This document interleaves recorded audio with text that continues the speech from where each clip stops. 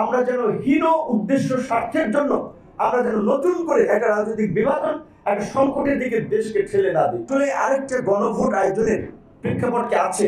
তাহলে এটা নিয়ে যদি আমরা রাস্তায় নেমে যাই, রাস্তায় আন্দোলন সংগ্রাম শুরু করি, মাহবুব ভাই বলেছিল, প্রকাশক মাহবুব ভাই, যে এই সরকার আমাদের সরকার, তারপরেও তাদের প্রতি আমাদের ক্রিটিসিজম থাকবে, কারণ ডক্টর মোহাম্মদ ইউনূস আমাদের সাথেও যে প্রতারণা করেছে তার জন্য অবশ্যই আমরা তার ওপেন সমালোচনা করি। কারণ আজকে তিনি তিনটা দলকে ইস্টাবলিশ করে যাচ্ছেন, এই ক্যাটাগরি করে দিয়ে যাচ্ছেন, আর আমরা বিসি ক্যাটাগরি হয়ে গেছি।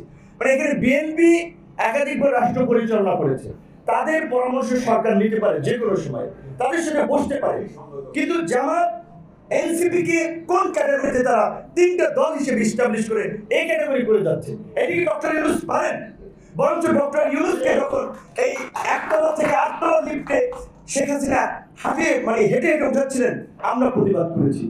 আমরা তো সেদিন ইউনূস সাহেবের কাছে কোনো সুযোগ সুবিধার জন্য চাই নাই। আন্দোলনে কি জোরায় থাকি আমাদের কন্ট্রিবিউশন কম আছে, আমরা লাঞ্ছিত কম হয়েছে, তো সরকার কেন এই ক্লাসিফিকেশনটা করলো? তারা আমাদের সাথে প্রতারণা করেছিল, আমাদের যে বিশ্বাস শক্তি নিয়ে আমরা তার প্রতি আস্থা রেখেছিলাম, আজকে এক বছরের সেই দিকে তিনি কোন দিকে নিয়ে যাচ্ছেন? আমরা তো শঙ্কায় আছি।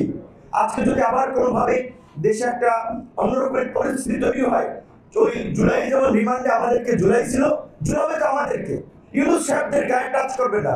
উপদেষ্টা পরিষদ নাই যেটা বলেছে, তারা সেই ব্যক্তি ঠিকই পাবেন, অনিলেভেনে পেয়েছিলেন না? তো সেই জায়গা থেকে আমরা এখনো সংকটের মধ্যে আছি। তো এই সংকট থেকে উত্তরণে আমাদের এটা নির্বাচনের দিকে যেতে হবে। এসএম ভাই এখানে আরো একটা লেখা আছে যে আপনার নির্বাচনে আপনার প্রথম ছিল যে এই সকল অনিশ্চয়তা দূর করতে পারে প্রধান উপদেষ্টার সিদ্ধান্ত। সেটা ছিল বিএনপির ভারপ্রাপ্ত চেয়ারম্যান জনাব তারেক রহমানের সাথে লন্ডনের বৈঠকের আগে বোধহয় লেখা ছিল। তো এটা ঠিক যে ওই বৈঠকের পরে কিছুটা রাজনৈতিকভাবে একটা আস্থা বা স্থিতিশীলতা নির্বাচন সম্পর্কে একটা মানুষের একটা পরিষ্কার ধারণা হয়েছিল যে ফেব্রুয়ারিতে বোধহয় ইলেকশনটা হচ্ছে। এখন আমাদের পরিষ্কার দেখে মহাসচিব সাহেব আছেন বিএনপির বড় দলের, আমরা মনে করি যে জুলাই ঘোষণাপত্র এবং সনদের জন্যই তো নির্বাচনটা আমাদের ডিল হচ্ছিল। এখন ঘোষণাপত্র শেষ হয়েছে, সনদ শেষ হয়েছে, নির্বাচন নতুন বছরই হওয়া উচিত এবং জানুয়ারি মাসে হওয়া উচিত, ফেব্রুয়ারির জন্য অপেক্ষা করার দরকার নেই। তাই নির্বাচনের জন্য মনে হয় আমরা ফেব্রুয়ারিতে প্রধান উপদেষ্টা করতে এসেছেন, আমরা তাকে বলতে পারি যে এখন জানুয়ারিতে সম্ভব, কারণ নির্বাচন যত ডিলে হবে তত আপনার এই বিচার বলেন, সংস্কার বলেন, এগুলো আরো গোলাপি পরিস্থিতি হচ্ছে। সংস্কার তো আমরা সবাই চাই, কে না চাই?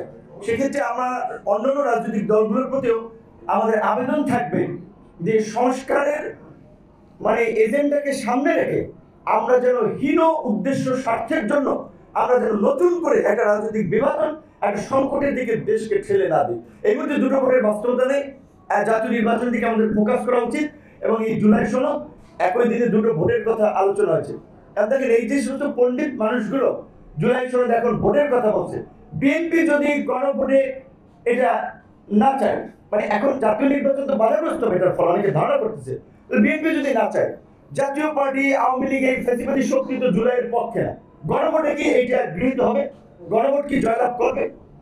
এই যে আমরা একটা রং স্ট্র্যাটেজি নিয়ে শুধুমাত্র মিডিয়া কিংবা মানুষকে একটা আইডিয়াস দেওয়ার জন্য, একটা ব্লাফ দেওয়ার জন্য যে সমস্ত কথাবার্তা বলছি এবং সেটা নিয়ে একটা কর্মসূচি দাঁড় করাচ্ছি, একটা হইচই করছি, এগুলো কি বুঝতে করছে না না বুঝতে করছে আমরা বুঝি না।